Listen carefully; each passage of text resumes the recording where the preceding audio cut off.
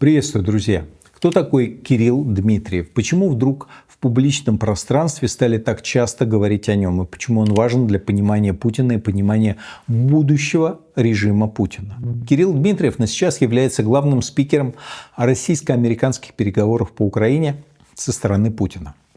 Это немного вообще странно. Странно, что он вообще в них участвует. Официально Дмитриев глава Российского фонда прямых инвестиций. А с 23 февраля этого года он еще и спецпредставитель президента по инвестиционно-экономическому сотрудничеству с зарубежными странами. Согласитесь, непонятно, почему вдруг глава РФПИ и представитель президента по инвестициям участвуют в переговорах США по миру с Украиной. Это же переговоры о прекращении огня, а не об экономическом сотрудничестве. К тому же ведет себя Дмитриев так, как будто он на этих переговорах вообще главный. А там, на секундочку, кроме него целый глава МИДа участвует. А еще там советник Путина по внешней политике Юрий Ушаков, очень влиятельный, авторитетный и на самом деле серьезный человек.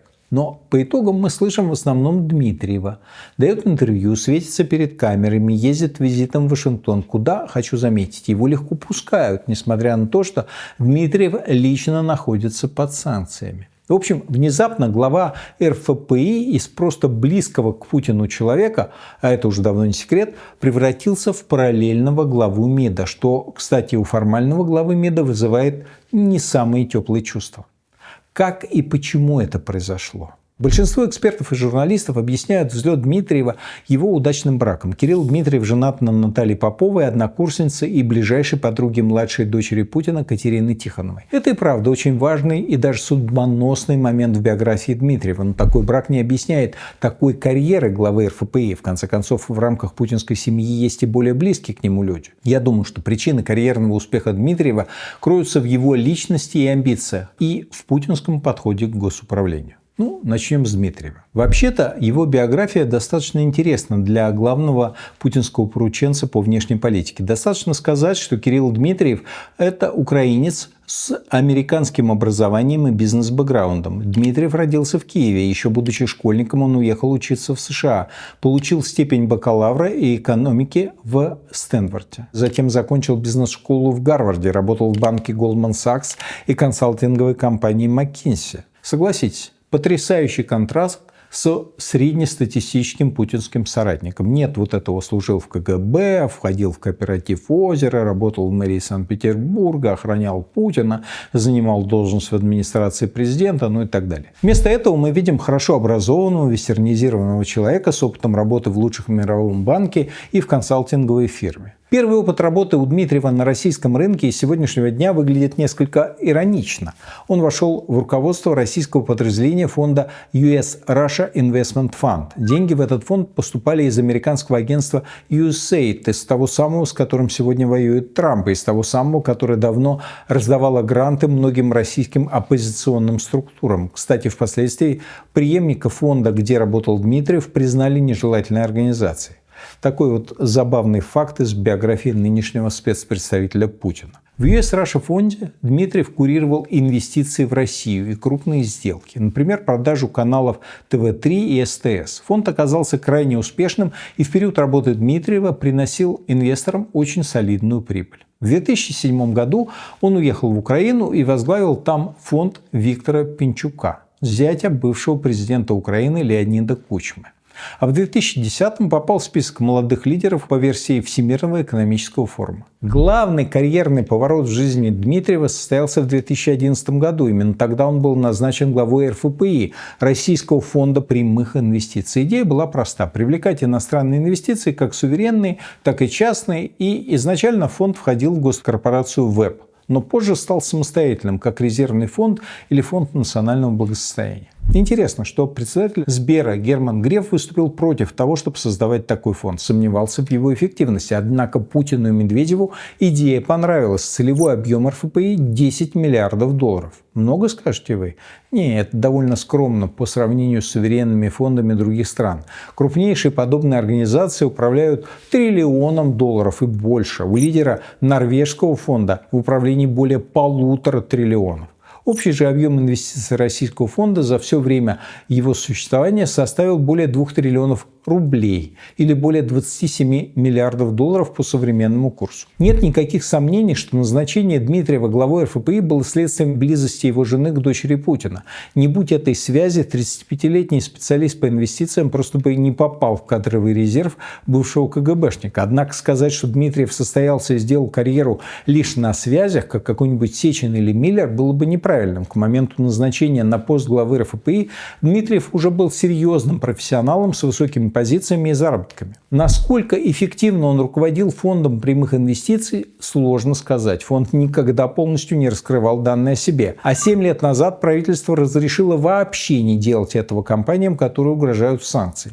При этом Минфин считал фонд недостаточно эффективным и выступал против его финансирования. Оценку деятельности РФПИ также затрудняет обширная сеть дочерних предприятий, в том числе и в офшорах. Они играют роль инвестиционных активов под отдельные проекты, куда конкретно и сколько инвестирует фонд, доподлинно мы не знаем. Но что мы знаем про стиль управления Дмитриева, так это то, что он любит пиар и активно продвигает себя от публики. Первый раз громко о Дмитриеве и РФПИ заговорили во время пандемии коронавируса. Дело в том, что фонд вложился в разработку достаточно качественной вакцины «Спутник». Правда, на тот момент международных знакомств Дмитриева еще не хватало, чтобы продвинуть ее на глобальный рынок. Но глава РФПИ делал очень серьезные усилия для продвижения «Спутника» и себя вместе с вакциной заодно. И я думаю, что это понравилось Путину. Ему близок такой подход, когда сочетаются конкретно экономические и геополитические интересы. Он и сам участвовал в пиаре российских вакцин от коронавируса и в продвижении их на международный рынок. А еще на посту главы РФПИ Дмитриев периодически решал деликатные вопросы в интересах друзей Путина и силовиков. Например, когда друг Путина Геннадий Тимченко оказался под санкциями, именно РФПИ выкупил его частный самолет. Или вот фонд инвестировал в компанию Entech Lab. Ее услугами пользовались силовики, чтобы распознавать лица протестующих по камерам наблюдения. А дочь Путина, Катерина Тихонова, летает в Мюнхен на встречу с своим новым избранником на бизнес-джете именно фонда прямых инвестиций. Думаю, многие хотели бы одолжить свой самолет дочери Путина, но получилось только у Дмитриева. Вообще, счета Дмитриевых присутствовали на свадьбе дочери Путина и сына путинского друга Кирилла Шамалова. С последним глава РФПИ дружит. Известно, что они неформально общаются, вместе ходят заниматься спортом. А еще Дмитриев пересылает Шамалову конфиденциальные рабочие документы. То есть деятельность РФПИ, как уже говорилось, совершенно закрыта, но, как выясняется, не для всех. Кроме того, Дмитриев входил в состав директоров нефтегазохимической компании «Сибур». Одним из крупнейших ее акционеров был как раз Шамалов. Почему был? Да потому что акции послужили чем-то вроде приданного. После развода с Тихоновой Шамалов их лишился. Бывает, дело семейное. Зато и после развода Дмитриев сохранил дружбу и с дочерью Путина, и с сыном его друга. Вот такое вот умение выстраивать отношения, близость к семье Путина, способность решать деликатные вопросы и доступ к существенным финансовым ресурсам сделали Дмитриева влиятельной фигурой. Кирилл Дмитриев, наверное, входит в число людей, которых можно охарактеризовать как ближний круг Путина. Вообще политический вес Дмитриева в России уже таков, что его поручительство может вытащить человека из тюрьмы. Например, именно Дмитриев добивался того, чтобы освободили главу фонда «Берингс-Восток» Майкла Калви. Их можно назвать коллегами по инвестработе. В начале нулевых Калви тоже приводил зарубежные инвестиции в Россию. Полагаю, связи – это и есть главный актив Дмитриева, и он всячески подчеркивает и эксплуатирует это свое конкурентное преимущество. Вот, например, показательная деталь. Он очень любит устраивать шоу и организовывать во время деловых разговоров звонки от ближайших к Путину людей и ставить их на громкую связь. Вот, мол, смотрите, я тоже вхож в этот круг. Но главный актив Дмитриева, который сделал его важным участником российско-американских переговоров, это связи с окружением Трампа. Эти связи появились у главы РФПИ в первую каденцию американского президента. Тогда через саудовского принца и влиятельного бизнесмена Джорджа Надера Дмитриев познакомился с основателем компании Blackwaters Эриком Принсом. Через этого друга и спонсора Трампа Дмитриев получает доступ к самому близкому окружению президента – инвестбанкиру Рику Герсону, идеологу Стиву Беннону и зятю Трампа Джареду Кушнеру. Первый раунд налаживания связей с Америкой закончился для Дмитриева нелепо и унизительно. На фоне пандемии Дмитриев отправил в США партию аппаратов искусственной вентиляции легких.